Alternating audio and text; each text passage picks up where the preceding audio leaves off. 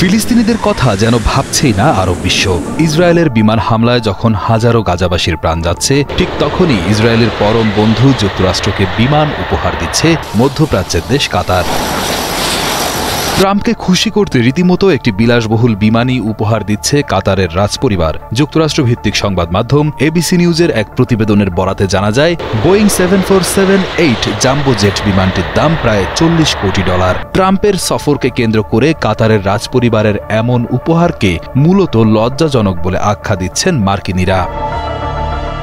গত 11 এপ্রিল রাতে মার্কিন প্রেসিডেন্ট ডোনাল্ড ট্রাম্প ঘোষণা দেন যুক্তরাষ্ট্রের প্রতিরক্ষা মন্ত্রণালয় একটি বোয়িং 747-8 জেট বিমানের সম্মতি দিয়েছে। তিনি দাবি করেন বিমানটি একেবারে বিনামূল্যে উপহার হিসেবে পাচ্ছে আমেরিকা। হস্তান্তরের আগে বিলাসবহুল বিমানটিকে প্রেসিডেন্টের ব্যবহার উপযোগী করে তোলা হবে। পরবর্তীতে বিমানটি যুক্ত হবে প্রেসিডেন্সিয়াল লাইব্রেরিতে। এ বিষয়ে ট্রাম্প সামাজিক যোগাযোগ মাধ্যম ট্রুথের একটি পোস্টে জানান, এটি একটি খুবই প্রকাশ্য ও স্বচ্ছ লেনদেন এবং এই জেটটি সাময়িকভাবে ব্যবহৃত হবে।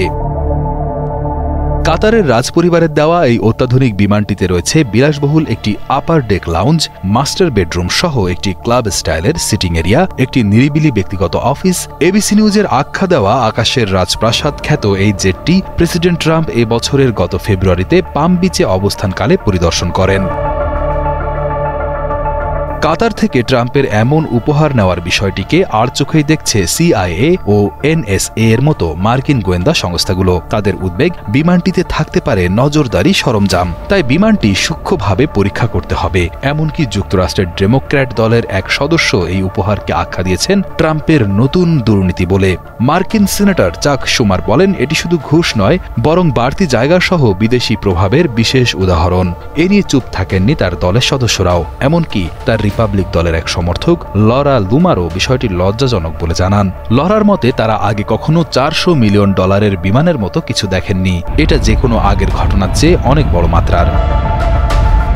তবে মার্কিন যুক্তরাষ্ট্রের হোয়াইট হাউস ও আইন মন্ত্রণালয় মনে করছে এই উপহারটি বৈধ এবং এটি কোনো ঘুষ নয়। তাদের দাবি, কোনো নির্দিষ্ট সুবিধা বা কাজের বিনিময়ে এটি নেওয়া হচ্ছে না।